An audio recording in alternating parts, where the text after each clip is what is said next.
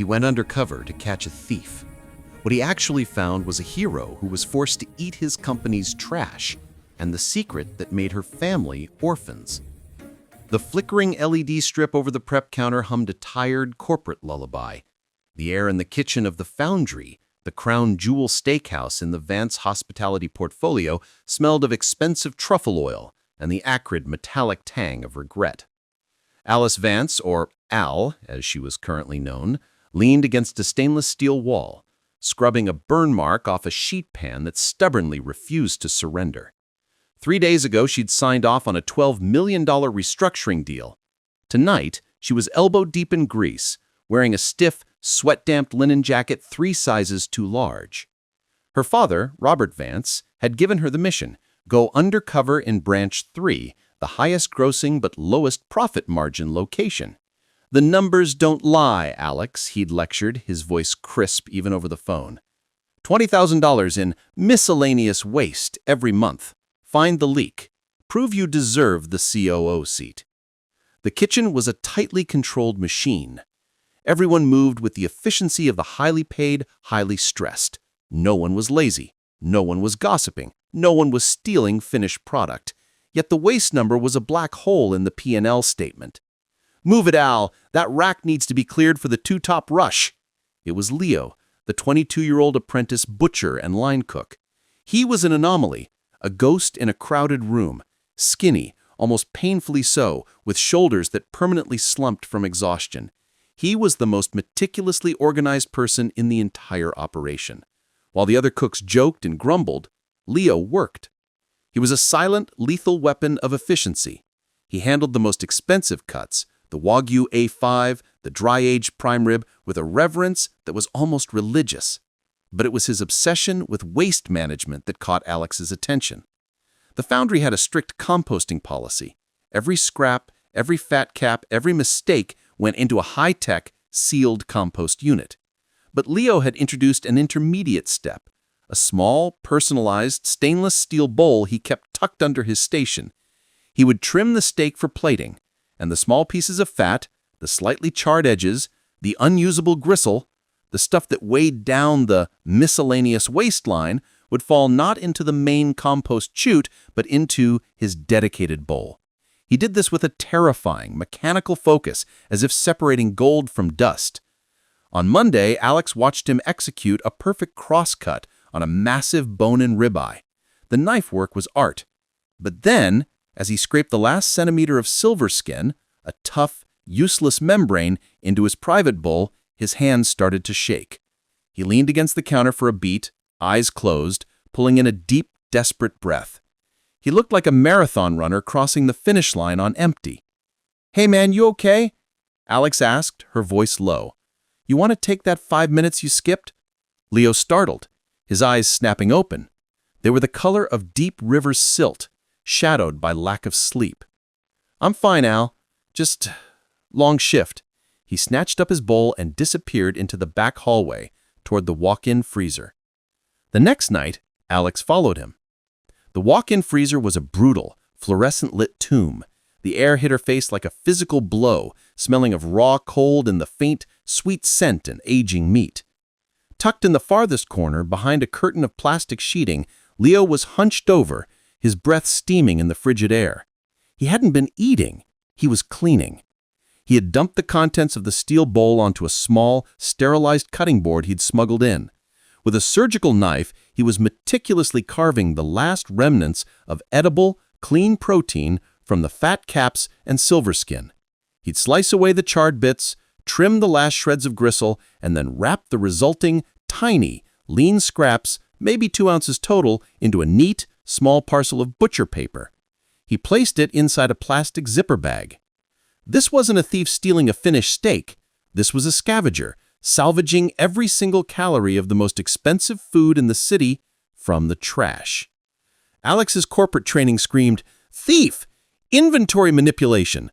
But the sight of his thin shoulders shaking from the cold and the almost religious care he took with what amounted to garbage shattered the ledger sheet in her mind. This was not greed. This was desperation disguised as dignity. She quietly backed out of the freezer, her adrenaline spiking. She had found the $20,000 waste leak. But it wasn't a hole in the system.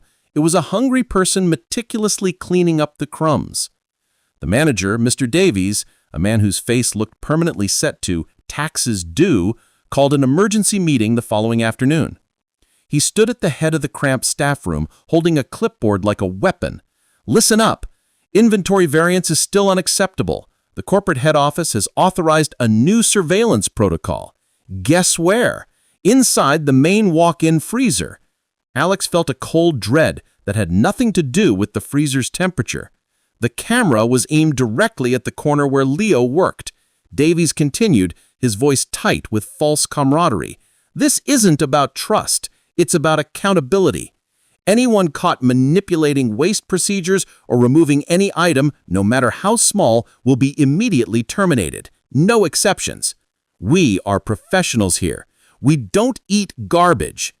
He emphasized the last word, and Alex watched Leo sitting rigid in the back, his knuckles white against his coffee cup. He didn't look up.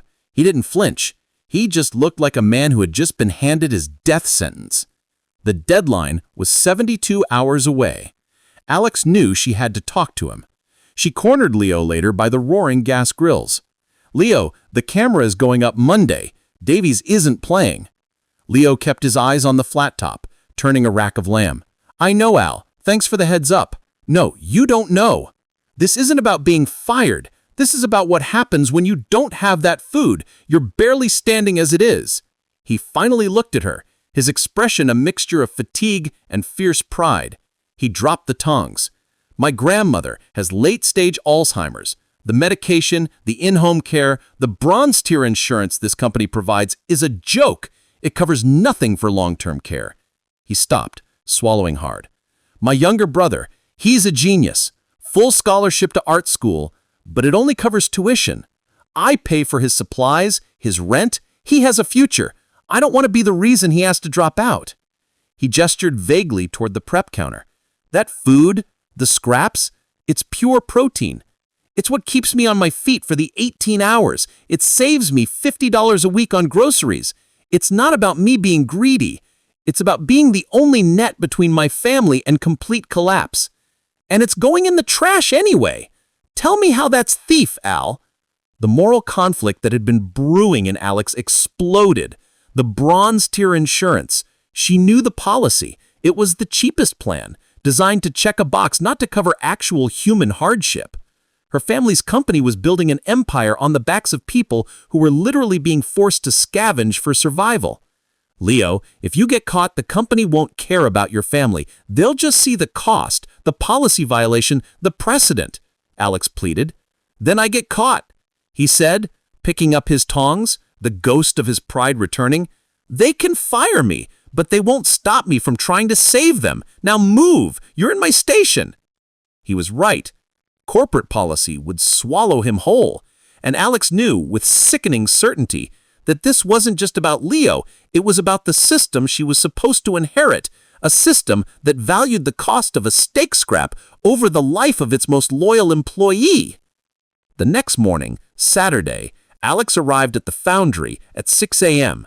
She went straight to Davies' empty office and found the master schedule. Leo was scheduled for a punishing double shift starting at 8 a.m. to cover for a sick cook. She immediately emailed her father, Robert Vance. The subject line was, "Urgent. Branch 3, operational failure."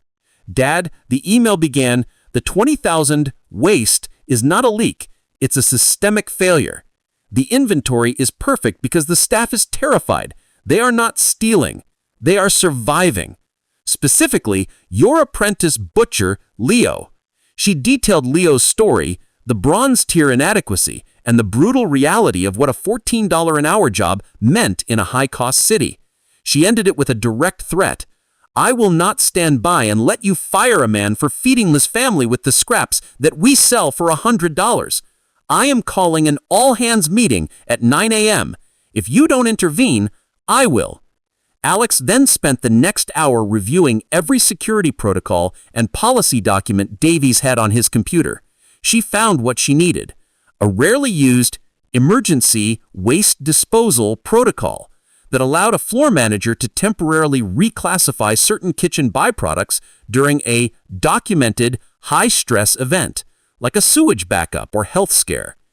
At 8:55 a.m., the staff, confused by the early Saturday summons, shuffled into the staff room. Davies entered at 8:58 a.m., looking furious. "What in the hell is going on, Al? My email is blowing up. Why are these people not prepping for lunch?" "Because," Alex said, her heart hammering against her ribs, "we need to address the elephant in the walk-in." She walked to the front of the room, pulling off her grease-stained apron. She let it drop with a heavy thud onto the worn laminate floor. "My name isn't Al. It's Alex Vance." The silence that followed was absolute. Leo, standing near the back, dropped his gaze.